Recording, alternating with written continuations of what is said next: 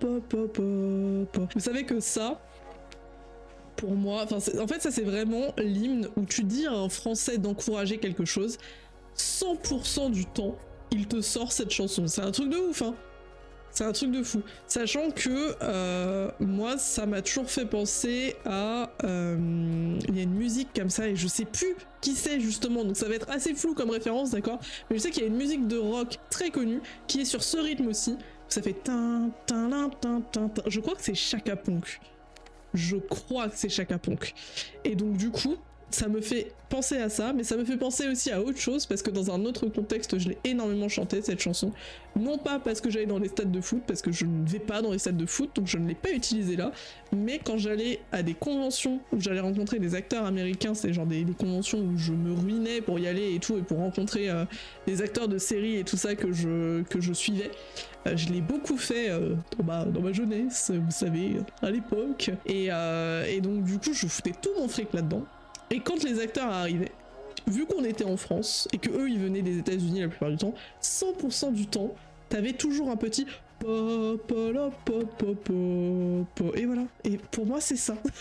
Genre, moi je l'associe à ça. C'est terrible. Et c'est un réflexe français. Hein. C'est personne s'est concerté, personne s'est dit venez dès qu'ils arrivent on chante ça. Non, c'est un réflexe. Écoutez, c'est dans nos gènes. C'est Cocorico et pop. The White Stripes, merci, de Seven Nation Army.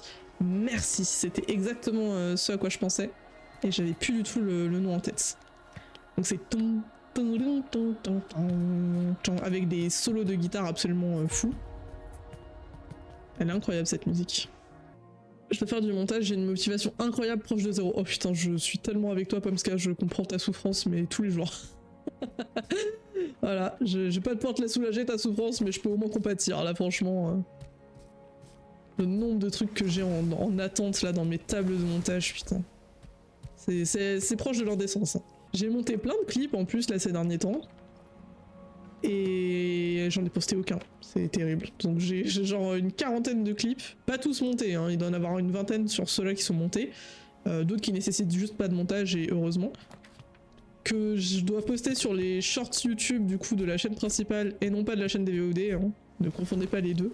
Et allez vous abonner aux deux d'ailleurs, braves gens. Vous avez toutes les infos disponibles quand vous faites .VOD ou .best of dans le chat, je vous le rappelle.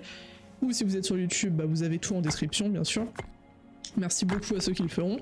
Mais du coup, il faut que je poste ça dans les shorts YouTube de la chaîne principale et sur TikTok. Sachant que TikTok, j'y vais jamais, c'est effroyable.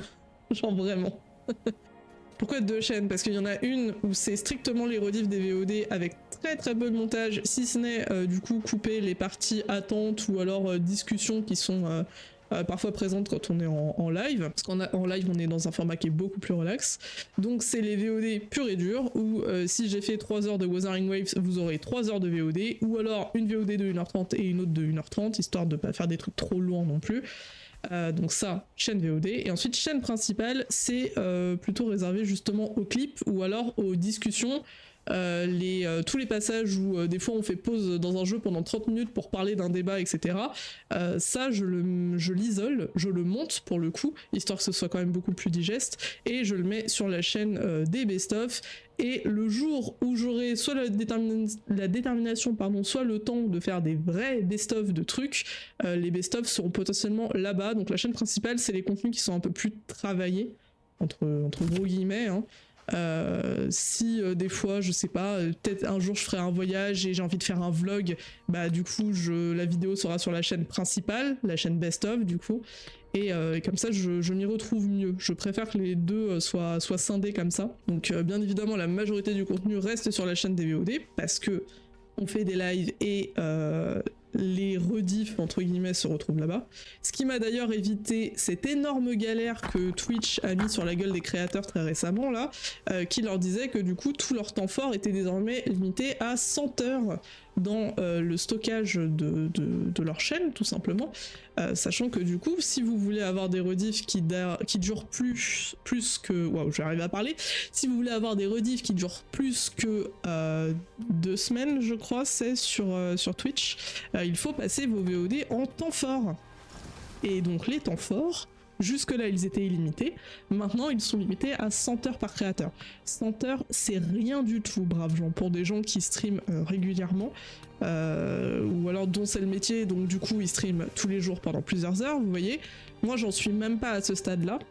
Et pourtant, je suis à plus de 500 heures diffusées sur la chaîne, là. Je crois qu'on n'est pas loin des 600, depuis le début, hein. Donc du coup j'aurais été niqué si j'avais fait ça. Donc je m'auto-félicite, on va dire, d'avoir eu l'idée de faire la chaîne des VOD, genre dès le tout premier stream. Même le tout premier stream où c'était caca et c'était vraiment un truc où je me suis dit je vais le faire une fois et je vais arrêter. Salut. Alors, je pense qu'on m'entend bien. J'ai un peu un son pourri en vrai, parce que j'ai le casque de mon téléphone.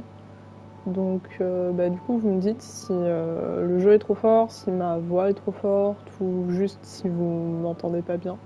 J'avais déjà exporté la vidéo sur YouTube histoire de la conserver quelque part et franchement j'en suis contente maintenant parce que du coup j'ai pu garder des traces du tout début et comme ça vous avez vraiment tout le contenu qui est sur la chaîne VOD. Je crois que vous avez plus de 200, peut-être même 300 vidéos maintenant. Je sais plus, je sais plus ce qu'il y a entre celles qui sont publiques et celles qui sont encore privées.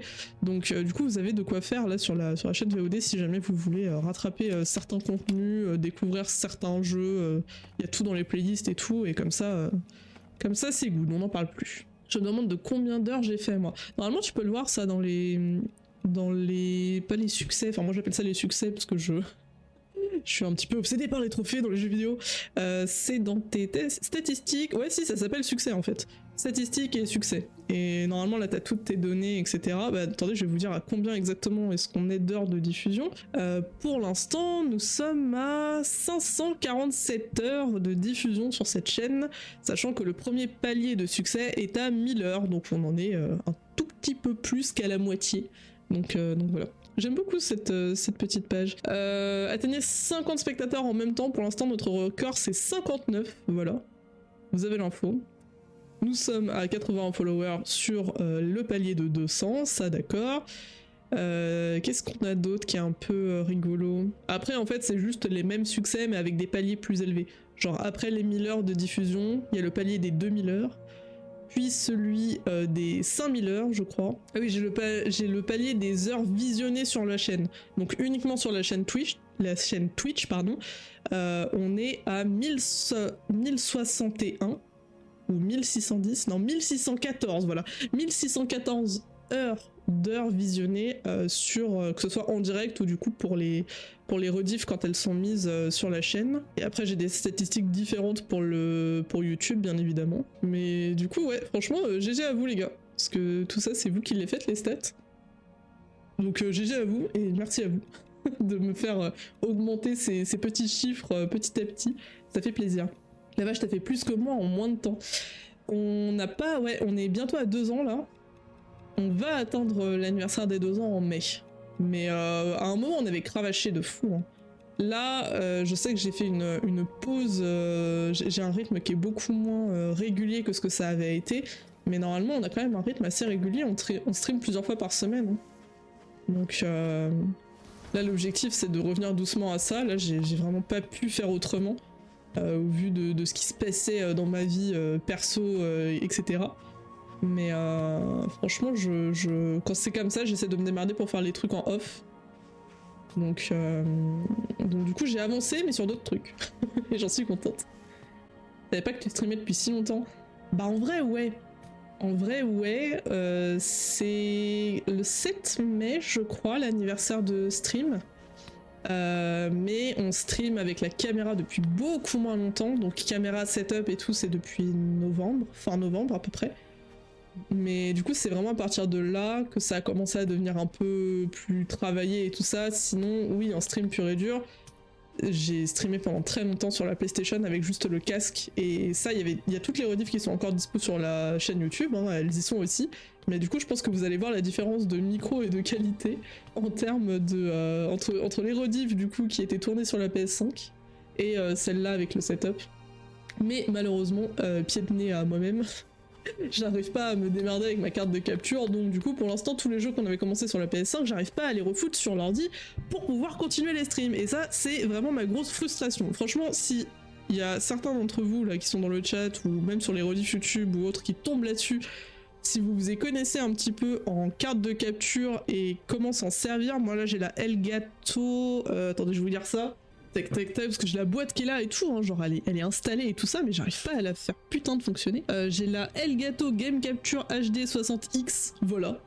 Si jamais il y en a qui savent comment faire fonctionner cette connerie, je suis sûre que ça se joue à rien et qu'il y a juste un truc qu'on doit activer quelque part et je l'ai pas trouvé, mais pour l'instant je n'arrive pas à bien l'activer comme il faut et surtout streamer une fois qu'elle est installée.